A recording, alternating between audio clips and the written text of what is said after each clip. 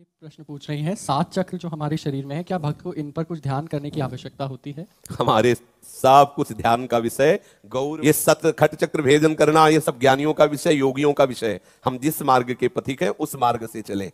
बहुत मतलब अगर हम बुद्धि को दौड़ाएंगे तो पार नहीं पाएंगे। नैष्ठिक ब्रह्मचर्य के समय ये साधना गुरु कृपा से कुछ दिन करने का अवसर मिला कि कुंडलनी जागरण का। अगर कुंडलनी जागरण के समय थोड़ी भी चूक हो गई और उसका मुख नीचे को हो गया तो महान बेचारी भ्रष्ट हो जाएगा। ये कोई साधारण खेल थोड़ी है। जरा सी चूक हुई कि हालत बिगड़ जाएगी, प्राणवायु बिगड़ी कि हालत बिगड़ जाएगी। काहे को मतलब, और फल क्या है उसका? उसका फल क्या है? अगर संपूर्ण आप चक्रों का भेदन करके, ब्रह्मरंध्र का भेदन कर, तो आप मुक्त हो गए।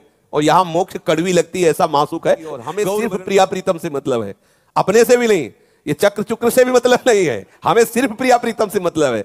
हमारे मार्ग में मैं का विस्मरण करके प्रिया प्रीतम में तन्मय हो जाना, उनके चिंतन में, उनकी लीला में, उनके गुण में, सब अपने आप हो जाता है। जो दिव्यताएं हैं ना, वो अपने आप जागृत हो जाती है। इधर उधर भटके नहीं साधक, नहीं तो बहुत बड़ा जंगल है, फिर निकलना मुश्किल हो जाता है। बहुत जल्दी ज्यादा शरीर को अपना ना माने। निरपेक्ष, उचित भोजन, उचित वस्त्र, इसके बाद कड़ा शासन। देखो, जब पता चल जाए कि ये नौकर भागने वाला है तो मालिक चतुर क्या करता है? उसे डट के काम कराता है। भाग तो जाएगा ही, जितना करवा लो। ऐसे ही जब पता चला कि मरेगा, मरेगा ये, छोड़ेगा हमें, अब डट के इससे काम ले लो। खूब रात रात जाकर खूब भजन, खूब तपस्या, ब्रह्मचर्य, संयम, नियम, काम बन गया, अपना काम बन गया। ये नौकर है, इसे काम बनाना है। लेकिन ये नौकर ऐसा नौकर है, अगर चूक गए तो मालिक को नौकर बना के ये अब हमें फंसाए हुए नहीं फंसाए। मुझे ये देखना है, मुझे ये छूना है, मुझे सूंघना है, मुझे ये करना है। और जीव पागल बना हुआ, परेशान, बादशाह मंत्री की सलाह में फंस करके नौकर बना हुआ है। जीव बादशाह है, भगवान का अंश, चेतन अमल सहज सुखरासी। तो भाई शरीर से थोड़ा दंड बैठक मारो, थोड़ा प्राणायाम व्यायाम करो, ब्रह्मचर्य रहो। भगवान ने आपको अवसर दिया है, खान पान थोड़ा कम करो, थोड़ा सुखाओ, इसको सूखने दो, थोड़ा सूखना चाहिए, तभी बात बनेगी। है कोई रोग तो है नहीं। हाँ, तो बस उचित भोजन पाओ, ज्यादा मतलब घी डाल के मत पाओ, ऐसे थोड़ा रूखी सूखी दाल रोटी पाओ, भजन करो, प्रभु के गुण गाओ। ब्रह्मचर्य हो तो क्या परेशानी है? ब्रह्मचारी को ज्यादा पौष्टिक आहार पाना मतलब जहर है। नमक रोटी पाओ, जिससे आपका और ब्रह्मचर्य ही महाबल है, सच्ची मानिए।